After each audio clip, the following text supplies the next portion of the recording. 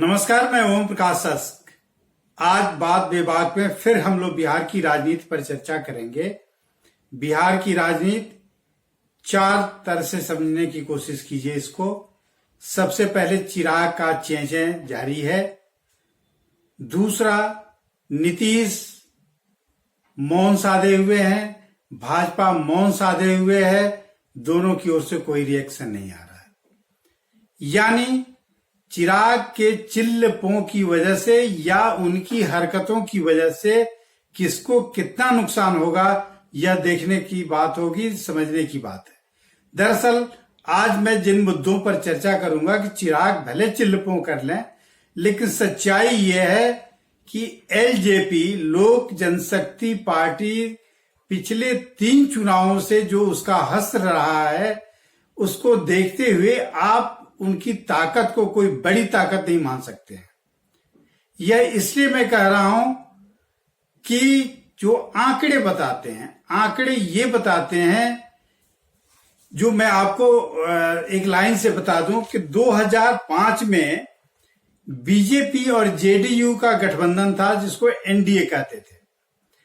उस समय बीजेपी ने 102 सीटों पर उम्मीदवार उतारे और 141 सीटों पर जेडीयू ने उम्मीदवार उतारे।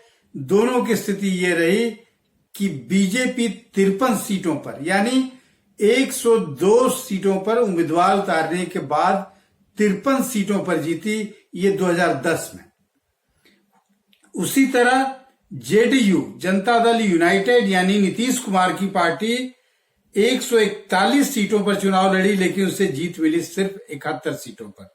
कंट्रास्ट देखिए, अजीब एक कंट्रास्ट आपको मिलेगा कि 2015 में जब ग्रैंड अलायंस बना, नीतीश कुमार ने बीजेपी का साथ छोड़ा, तो वो ग्रैंड अलायंस में आरजेडी और कांग्रेस के साथ चले गए। आरजेडी, कांग्रेस और जेडीयू का एक महागठबंधन बना। उसमें भी नीतीश कुमार ने 101 सीटों पर, 2010 में उन्होंने 141 सीटों पर और 2015 में 101 सीटों पर उम्मीदवार उतारे। लेकिन दोनों ही चुनाव में, 2010 और 2015, इन दोनों चुनावों में उनको 71 सीटें ही मिली। यानी 2010 में जो 71 सीटें उनको आई थी, 2015 में भी महागठबंधन में जाने के बाद भी उनकी सीटें 71 ही रही। और इसी तरह बीजेपी, जिसने 2010 में 102 सीटों पर उम्मीदवार उतार के 53 सीटों पर जीत हासिल की थी, उसकी स्थिति यह रही कि 2015 में उसने 157 सीटों पर चुनाव लड़ने के बाद सिर्फ 53 पर ही जीत हासिल की, 53 पर ही जीत हासिल की। यानी बीजेपी और जेडीयू के बारे में एक बात बिल्कुल साफ है कि दोनों की जीतने वाली सीटें 71 और 53 के बीच ही रही हैं। दोनों इसी पर 2010 और 15 में खेले। 2020 की स्थिति क्या होगी, यह देखने वाली बात होगी। अब आते हैं मूल मुद्दा, जहां 17% दलित वोटों के बारे में सबको घमंड है। इस पर घमंड मांझी को भी है, जीतनराम मांझी को। इस पर घमंड चिराग पासवान को भी है। दरअसल ये 17% जो वोट है, यह किसी दलित नेता या किसी दलित जाति के नेता का कोई खानदानी वोट नहीं रहा है। यह वोट कभी नीतीश कुमार के साथ, कभी आरजेडी के साथ ये खिसकता रहा। यानी कभी जेडीयू और कभी आरजेडी। लालू प्रसाद के टाइम में ये वोट बैंक लालू प्रसाद के आरजेडी के साथ था, और नीतीश कुमार के टाइम में उन्होंने दलित और महादलित तबका बना के जो उनके लिए काम किए, उसका फायदा उनको मिला। यानी सच्चाई कैसे, ये इसको जानना हो तो आप जानिए कि 2010 में हम, यानी जीतनराम मांझी की पार्टी ने जो उम्मीदवार उतारे, उसमें उनका एक उम्मीदवार जीता, और एलजेपी ने 75 सीटों पर उम्मीदवार उतारे 2010 में, तो उनका 2 आदमी जीता। उसी तरह एलजेपी ने 42 सीटों पर 2015 में चुनाव लड़ा, तो उसे तब भी 2 ही सीटें आई और मांझी को 1 सीटें ही रही।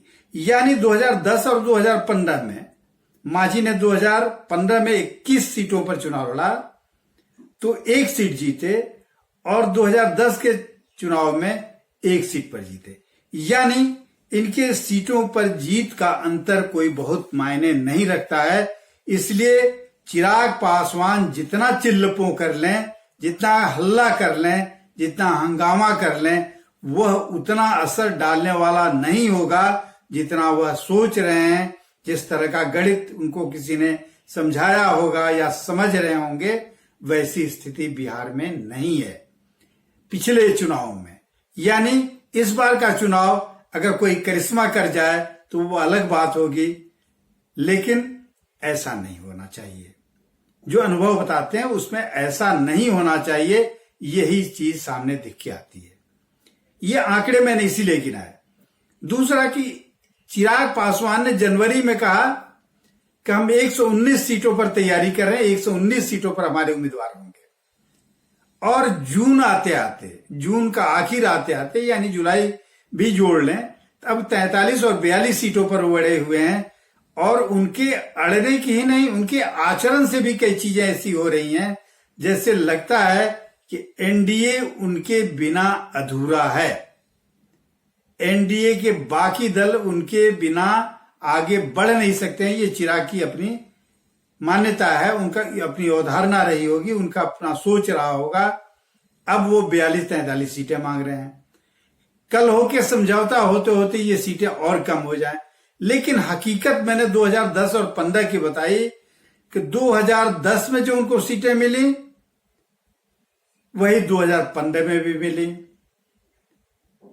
48 सीटों पर 2015 में लड़े, 75 सीटों में 2010 पर लड़े। तो आप सीटों में इजाफा कहां कर रहे हैं? दरअसल ये भ्रम कहां से पैदा होता है? उनके दिमाग में या मांझी जी के दिमाग में, दोनों के दिमाग में एक बात बैठी हुई है कि दलितों के वो नेता हैं।